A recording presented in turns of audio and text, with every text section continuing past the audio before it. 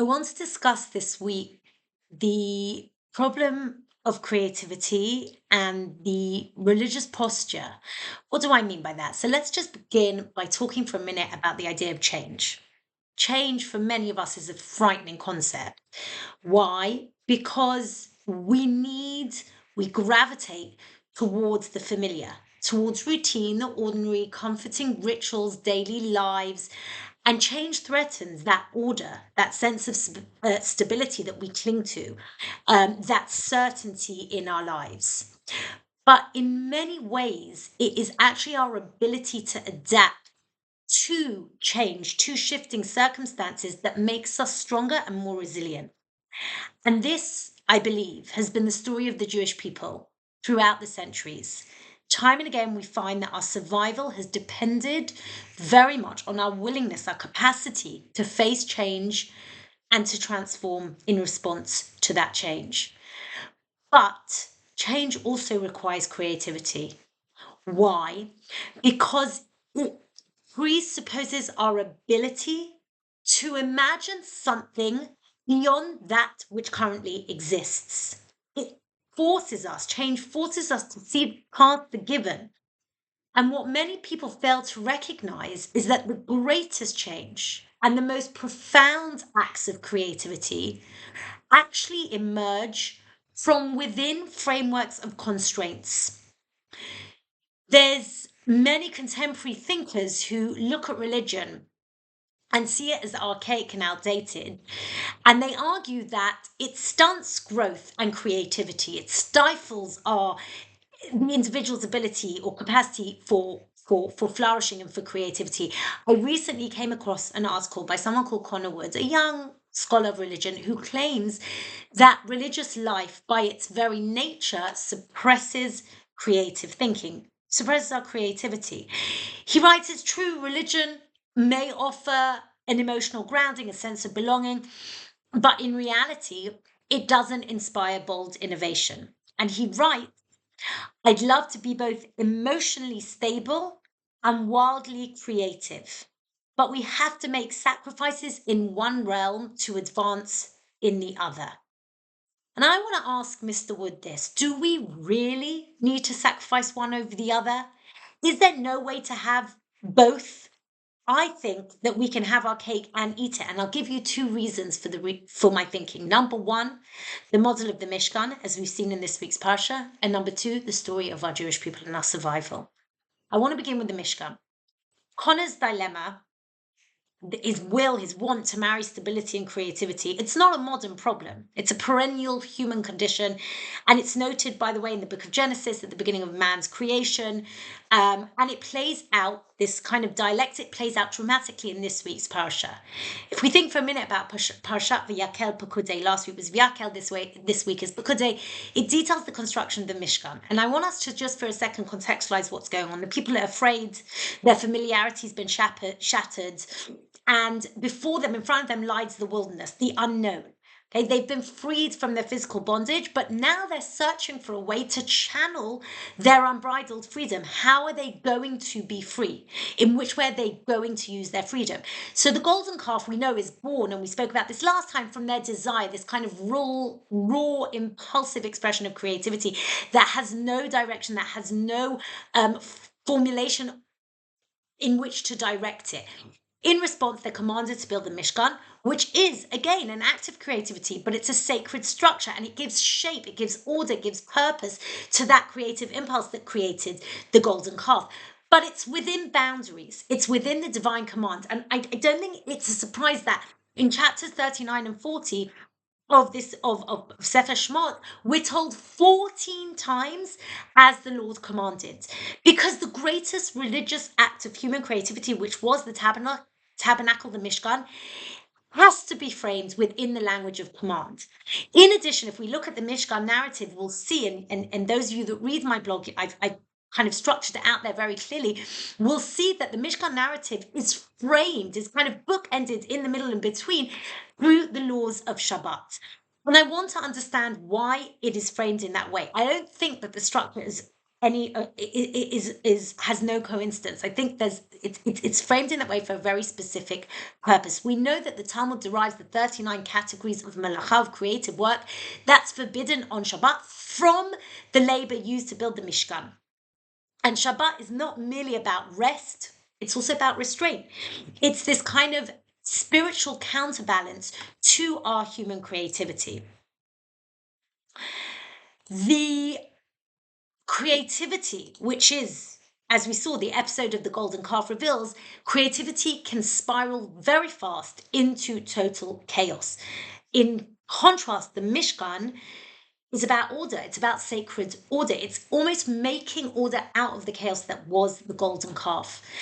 But Shabbat is more than just about restraint. It's more than just about boundaries. I actually think, and to me, this is what I love and really connect to about Shabbat. It's about the idea of connection. Connection both horizontally and vertically, to a transcendent system of law, to God.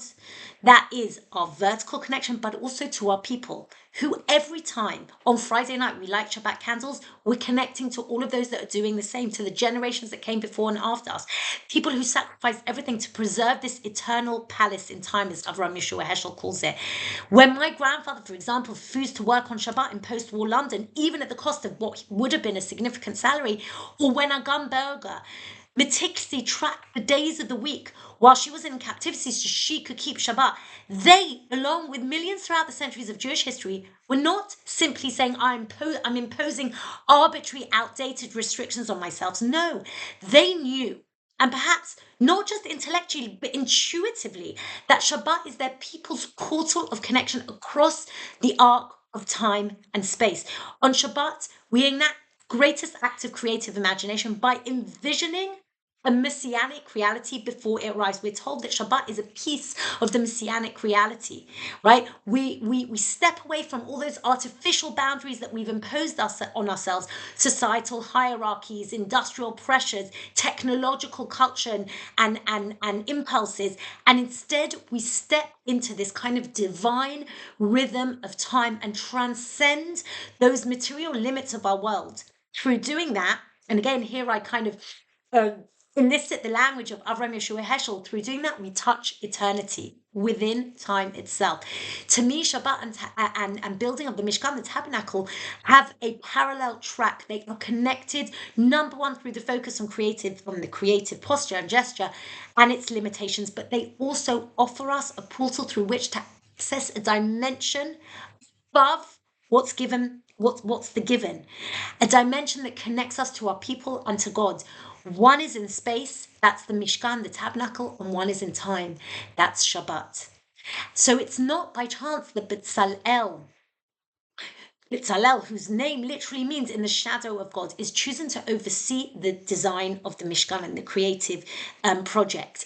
He is described as being filled with chokhmah, tvuna, and da'at, wisdom, understanding, and knowledge. He's told to think thoughts, to imagine, to innovate, to create, to imagine something that isn't. But he's also commanded to do it according to the commands of God. So it seems to be an oxymoron. On the one hand, he's got to be totally creative and autonomous and have total and utter creative autonomy and agency. And at the same time, he also has to remain subservient almost to the divine instruction. So how can he have both? So I think the answer is because true creation, as the Torah understands it, and I think in many, many ways, as we've seen sociologically, psychologically, throughout the history of humanity, creation means reshaping existing structures, imagining something that doesn't exist, but it doesn't just require creative action, also requires creative thought, an ability to move beyond the limitations and frameworks that life imposes upon us. But at the same time, it requires us to do so within the constraints that we impose on ourselves, or exactly as God imposed on the people, to understand that creativity has to be channeled. Otherwise, it becomes chaos. Creativity has to have some limitations. But it also demands a very deep dose of humility. Humility is that recognition that as human beings, we are limited and we're fallible. One of my favorite quotes is by Albert Camus, an existential philosopher, in his book A Happy Death. And he says like this, it's so profound. He says, just as there is a moment when the artist must stop, when the sculpture must be left as it is, the painting untouched, just as a determination not to know serves the maker more than all the resources of clairvoyance, so must there be a minimum of ignorance to perfect a life of happiness. Those who lack such a thing must go about acquiring it. Unintelligence must be earned. Salel possessed all the gifts of human wisdom, but he understood that he stood in the shadow of God. That's the greatest wisdom, in knowing that we don't know everything. And it's that model of creativity, not as an expression of ego, but as an act of service, of restraining our total chaotic autonomy and creative agency and connecting to something meaningful. That is where true creativity happens. So I go back to the question that Mr. Wood asked. Religion is not the enemy of creativity. It's actually its framework, because when we harness it wisely, it doesn't silence the art. Religion doesn't silence the artist, that actually ends up sanctifying her or him. And our task is not to choose between chaos and order, or autonomy and submission, or creativity and tradition. No, it's actually to hold the tension. I would even say to hold them in harmony, and to walk the tightrope, to build sanctuaries within and without, where the divine and the human meet. That's where true creativity is birthed. But if that's not enough for Mr. Wood, how about the story of the Jewish people? We're definitely not the strongest. We're definitely not the most powerful, probably definitely not the most clever. But the secret to our longevity as a nation, I believe, is in our creative capacity to change and reframe, to be creative. When prophetic Judaism came to an end with the destruction of the Beit HaMikdash, the temple, rabbinic Judaism was born. When the existence of diaspora Jewry was threatened by modernity and the Holocaust, Zionism and the first modern state emerged. If we look in every generation, our people's connection to something higher, to a higher reality, their belief in a covenant that transcended the immediacy of empirical existence, that is what fuels their transformations are needed to re-envision their collective destiny. So I would say, in response to Mr. Wood's desire to be both emotionally stable and wildly creative, visit Israel, where apparently we are still in the top 10, even this year, of the happiest countries in the world, despite the worst year since 6 million of us perished. Why? Very simply, because our emotional stability depends on our feelings of connection and meaning. And no one can deny that in Israel, we do have these very deep connections and feelings of purpose. We are also one of the most creative countries in the world, by the way. Let's look at the latest acquisition of the startup Wiz by Microsoft, an ancient narrative that continues to ring true thousands of years on. It didn't begin and end with the Mishkan. It continues till today. So my prayer is that we tap in to this generation of Betzalels that are rooted in wisdom, that have this daring vision, are also grounded in humility, and we tap into their creative gesture, but also the ability to channel it through imposing certain restrictions and constraints on themselves, and to carry us forward as we continue to navigate the stormy, chaotic waters of our time. Wishing you all Shabbat Shalom.